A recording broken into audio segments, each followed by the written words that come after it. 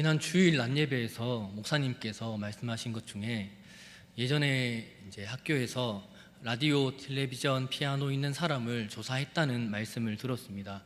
저도 초등학교, 저는 이제 마지막 국민학생인데, 국민학교를 졸업했는데 제 때도 이제 선생님께서 집에 컴퓨터 있는 사람 손들어 보라고 하셨던 기억이 있습니다. 그런데 혹시나 아직도 그런 정보를 학교에서 묻는지 저희 중등부 친구들한테 물어보니까 이제는 묻지 않는다고 합니다. 제가 중학교 시절 삐삐가 유행이었습니다. 무엇인지 아시는 사람들은 이제 젊은 사람은 아닌 걸로 알겠습니다. 다들 아시겠지만 삐삐의 사용 방법은 상대방 삐삐의 음성 메시지와 번호를 남겨서 삐삐를 받은 사람이 일반 전화나 공중전화에 가서 거기에 남겨진 음성 메시지를 듣는 겁니다. 그래서 급한 일은 숫자로만 표현을 합니다. 빨리 확인해야 되는 내용이면 8282, 사랑하는 사이면 486, 친구라면 7942, 연인이라면 0242, 1010-235는 뭘까요? 열렬히 사모해라고 합니다. 이런 식으로 메시지를 남겼습니다. 그런데 아직도 삐삐를 쓰는 사람은 없겠지요. 이제는 삐삐의 시대가 아니라 5G 휴대폰의 시대입니다. 제가 중등부에 오고 나서 얼마 안 돼서 설교를 했는데 예화를 하나 들고 나니까 갑자기 분위기가 조금 이상해졌습니다. 왜냐하면 예화를 2002년 월드컵 예화를 들었기 때문입니다. 그때 중3 친구들이 2002년생이었습니다. 아직도 2002년 월드컵에 머물러 있으면 안 되겠지요. 이제는 2022년 카타르 월드컵을 준비해야 합니다. 사람들도 마찬가지입니다. 예전 것에 집착하여서 아직도 옛날에 머물러 현실 파악을 잘하지 못하는 사람은 많은 사람들의 안타까움을 살 수밖에 없습니다. 이제는 바뀌어야 합니다. 옛날 것이 무조건 잘못됐다고 하는 말은 아닙니다. 대부분의 명품의 가치는 시간이 흘러야 완성됩니다. 지혜로운 사람은 옹고지신해야 합니다. 옛것을 익히고 알아야만 새 것을 이해할 수 있습니다. 우리 성도님들의 인생은 옛것에 머물러 있지 마시고, 그렇다고 옛것을 무시하지 마시고, 옛것을 지혜로 삼아 새로운 것을 이해할 수 있는 지혜로운 사람들 되시기를 바랍니다. 오늘 본문에 예수님께서도 제자들을 향해서 아직도 알지 못하며 깨닫지 못하느냐 하며 책망하십니다. 그럼 제자들이 무엇을 이해하지 못해서 이런 책망을 들었는지 살펴보시면서 우리 또한 하나님 앞에서 아직도 보지 못하고 듣지 못하는 것이 있는지 고민해보고 이제는 결단하는 시간 되시기를 바랍니다. 먼저 8장 앞뒤 부분에 본문 배경을 한번 살펴보겠습니다. 배경을 좀 잘 알고 계셔야 오늘 본문의 이해가 쉽습니다. 집중해서 잘 들으시기를 바랍니다. 7장에서 예수님은 예루살렘 지역을 떠나서 사마리아 지역 부근에 있는 두로 지방에서 이방인들과 사마리아 지역에 있는 인들을 대상으로 여러 가지 이적을 행하셨습니다. 그리고 7장 뒷부분에 와서는 예수님께서 두로 지방에서 나와서 시돈을 지나서 데가볼리를 통과하여 갈릴리 호수에 이르게 됩니다. 거기서 예수님께서는 귀 먹고 말 더듬는 사람을 고치십니다. 여기서 유명한 말이 있습니다. 열려라 에바다 하는 말이 여기서 나옵니다. 8장에 들어가면서 큰 무리가 모여 있습니다. 먹을 것이 없어서 배고파하는 4,000명의 사람들에게 떡 7개를 가지고 배불리 먹이시고 7강줄이나 남는 이적을 행하십니다. 그리고 예수님께서는 제자들과 함께 배에 올라 달마누나 지방으로 가십니다. 달마누나 지방은 갈릴리 호수 부근의 한 지역입니다. 그때 바리새인들이 나와서 예수님을 힐난하며 시험하여 예수님께 하늘로부터 오는 표적을 구합니다. 방금 전에 떡 7개로 4,000명을 먹이는 표적을 행하신 예수님께서 얼마나 어이가 없으셨는지 어찌하여 이 세대가 표적을 구하냐며 이 세대에는 표적을 주지 않으실 것이라까지 말하시면서 그들을 떠나 다시 건너편으로 가십니다. 그 건너편으로 건너가는 그 배 위에서의 상황이 바로 오늘 본문의 상황입니다. 오늘 본문에서 제자들은 한 가지 실수를 합니다. 4,000명을 먹이고 떡 7광줄이나 남았는데 깜빡하고 왔습니다. 배에는 떡이 하나밖에 없습니다. 예수님께서는 제자들이 어수선한 모습을 보면서 경고하십니다. 삼가 바리새인의 누룩과 헤롯의 누룩을 조심하라고 하십니다. 여기서 바리새인과 헤롯의 누룩이라고 말할 때 누룩은 악과 부패의 상징이라고 할 수 있습니다. 그런데 제자들은 예수님께서 자신들이 떡을 깜빡하고 안 가져오신 것을 책망한다고 생각하고 자기들끼리 수근수근댑니다. 그렇게 잘못 생각하는 제자들을 향해서 예수님께서는 진심으로 책망하십니다. 17절, 18절 함께 읽겠습니다. 시작. 예수께서 아시고 이르시되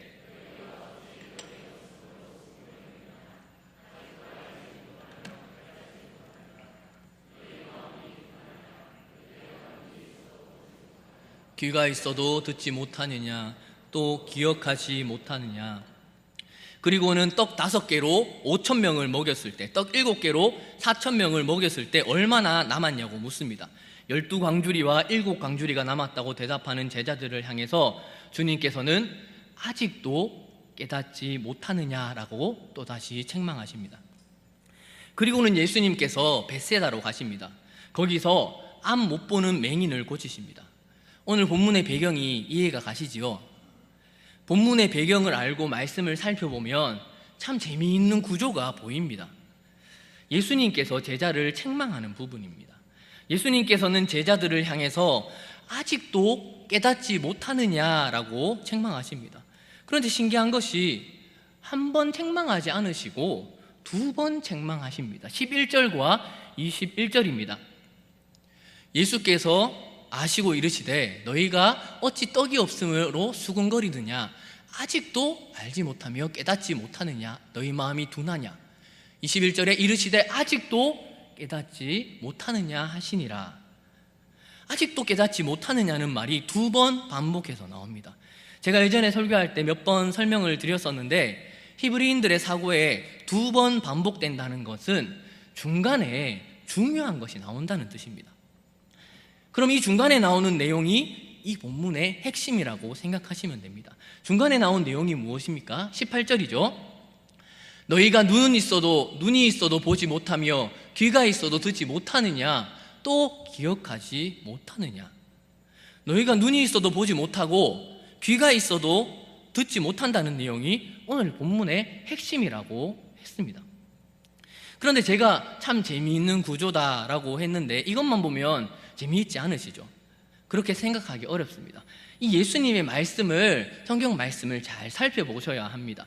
이 말씀은 이 눈이 있어도 보지 못하고 귀가 있어도 듣지 못한다는 말씀은 예수님께서 처음 하신 말씀입니까? 아닙니다. 바로 예레미야서에서 먼저 예레미야가 했던 말씀입니다. 새벽기도 나오시는 분들이면 눈치를 채셨을 겁니다. 예레미야 5장 21절을 한번 보겠습니다. 어리석고 지각이 없으며 눈이 있어도 보지 못하며 귀가 있어도 듣지 못하는 백성이여 이를 들을지어다. 새벽기도에 오신 성도님들은 아시겠지만 예레미야서를 쭉 보고 있는데 참 답답합니다. 사실 예레미야서 설교 준비하기도 참 힘듭니다. 기분 좋은 내용들이 많으면 설교하기 좋을 텐데 좋은 내용은 아주 조금 나오고 계속해서 심판의 메시지가 대부분입니다. 오죽하면 하나님께서 아무리 말해도 듣지 않는 백성들을 향해서 어리석고 지각이 없고 눈이 있어도 보지 못하고 귀가 있어도 듣지 못하는 백성이라고 칭하시는 것입니까? 그 이유가 그 다음 부분에 나옵니다. 예레미야 5장 22절입니다. 다 같이 읽겠습니다. 시작. 여호와의 말씀이니라 너희가 나를 두려워하지 아니하느냐.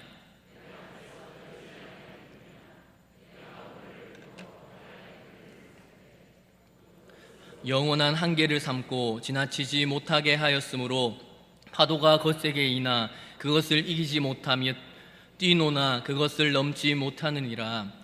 하나님을 두려워하지 않고 하나님께서 베푸시는 능력과 권능을 무시했기 때문입니다. 그러면 돌아와서 오늘 본문을 보겠습니다. 예수님께서 이 제자들을 책망하시는 이유가 무엇입니까? 본문 19절 20절입니다.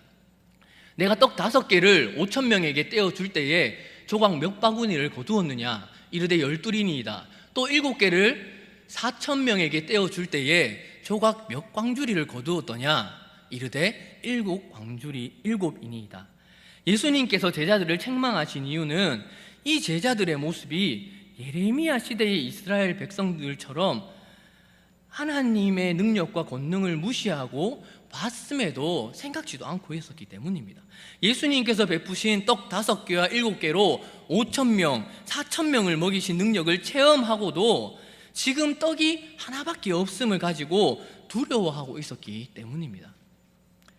사실 저는 많은 은사를 가지고 있다는 사람들이나 체험을 많이 했다는 사람들을 그렇게 신뢰하지 않습니다. 왜냐하면 체험은 그 개인에게는 엄청난 영향력을 끼치고 강력할 수 있지만 사실 신앙의 그 공동체 가운데는 그렇게 좋은 영향력을 끼치지 않기 때문입니다.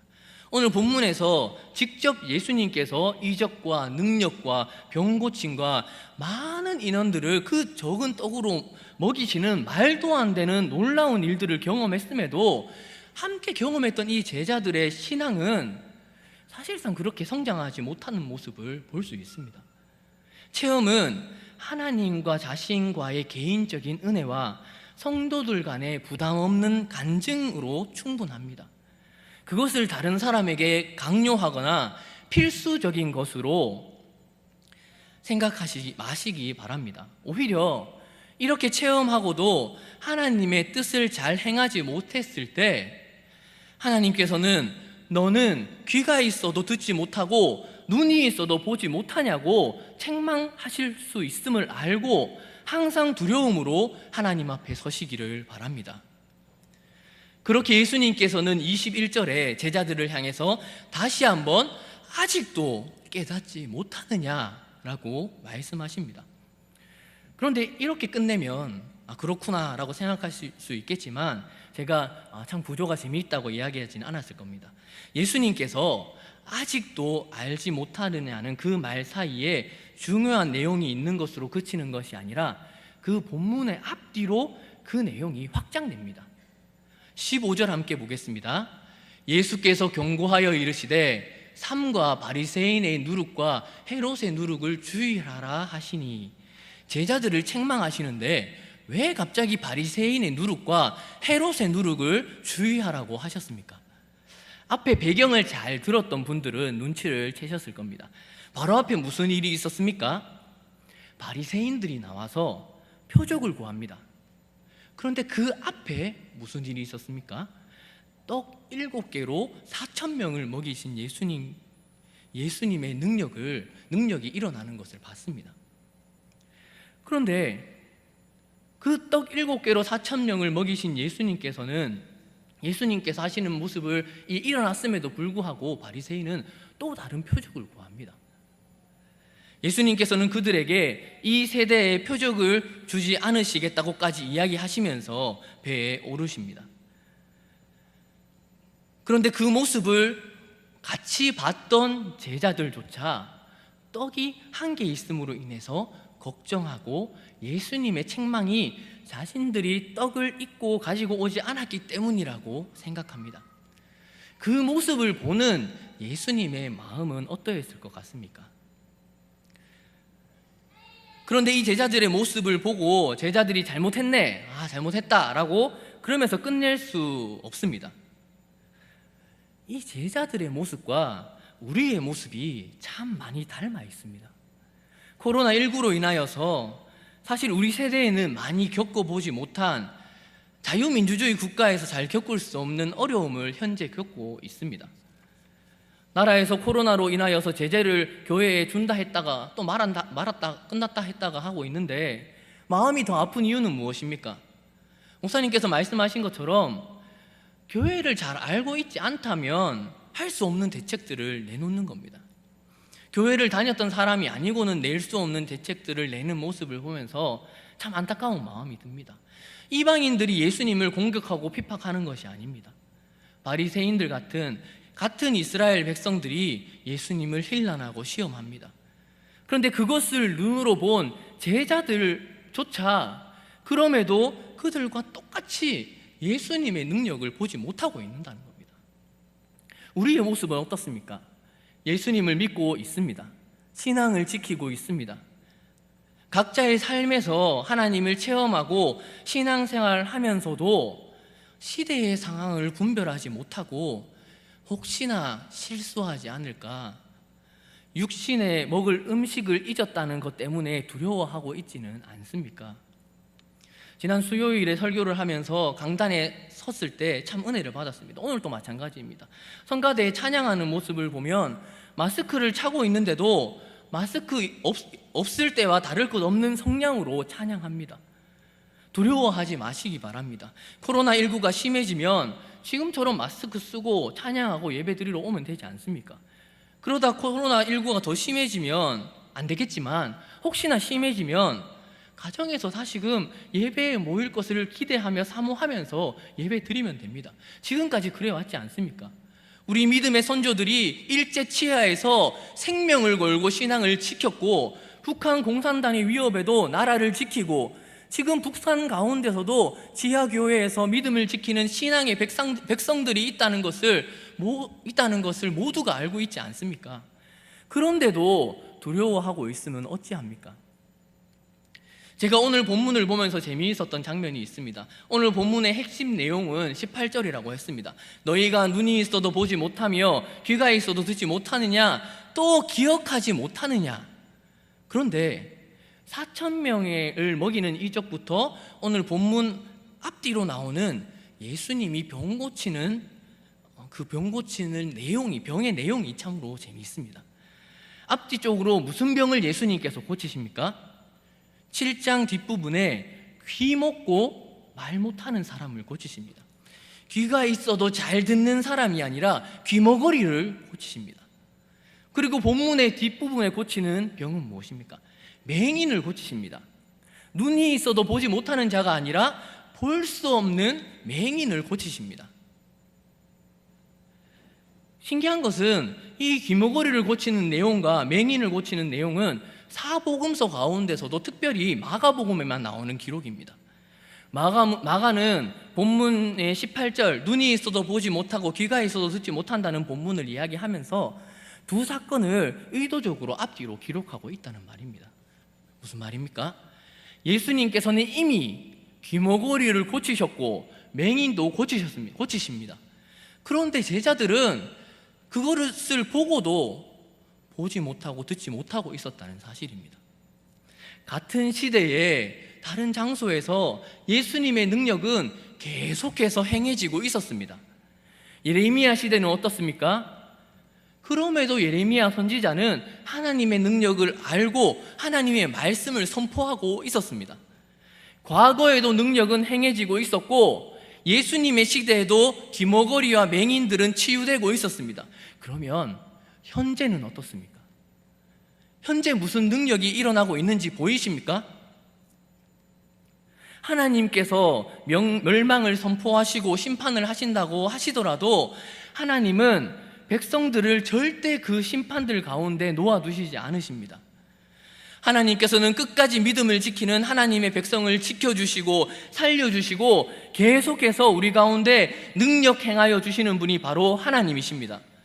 그래서 두려워할 필요가 없습니다. 그러면 우리가 해야 될 것은 무엇입니까?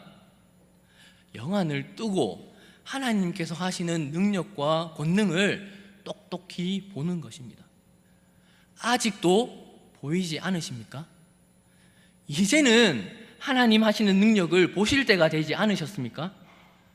코로나19가 창궐하더라도 또다시 다른 전염병이 오더라도 설사 그래서는 안 되지만 전쟁이 일어나더라도 하나님은 하나님의 백성들을 절대 버리시지 않으시고 구석구석에서 곳곳에서 과거나 현재나 미래에까지 이적과 권능을 행하시는 분이 하나님이십니다. 하나님을 두려워하시면서 동시에 그런 상황 가운데 주님을 믿는 백성들, 하나님이 하시는 일을 영안을 떠서 보는 하나님의 백성들은 하나님께서 절대 잊으시지 않으십니다. 하나님의 은혜에 한없이 감사하며 사는 것이 우리 그리스도인 하나님의 백성들의 사는 방법이다, 방식이라는 말입니다. 우리 교회 성도님들은 모두 영안을 떠서 하나님의 능력을 보시기를 바랍니다. 아직도 기머거리로 맹인으로 사시지 마시고 이제는 세계 곳곳에서 일어나는 하나님의 능력과 권세와 역사를 다 보고 살아가는 모든 성도님들 되시기를 주님의 이름으로 축원합니다. 사랑이 많으신 하나님 아버지, 눈이 있어도 보지 못하고 귀가 있어도 듣지 못하는 이 백성들을 보시면서 얼마나 마음 아파하고 계실지 하나님, 그 마음이 너무나 안타깝고 안쓰럽습니다. 아버지, 우리들이 영안을 뜨고 하나님께서 행하시는 능력들을 바라볼 수 있도록 주님 도와주시옵소서. 이런 코로나 상황 가운데서도 마스크를 끼고 예배 가운데 나오고 성가대조차 마스크를 끼고 평소와 다름없이 하나님을 찬양하며 영광 돌리는 그 모습 자체가 하나님의 권능이고 능력이고 이적이지 않습니까? 그 사실을 알고 우리가 살아가는 삶 속에서 주님의 능력을 보고 이적 체험하며 살아갈 수 있는 모든 성도님들 될 수 있도록 주님 도와주시고 은혜 내려 주시옵소서. 감사드리옵고 다시 오실 예수 그리스도의 이름으로 기도하옵나이다. 아멘.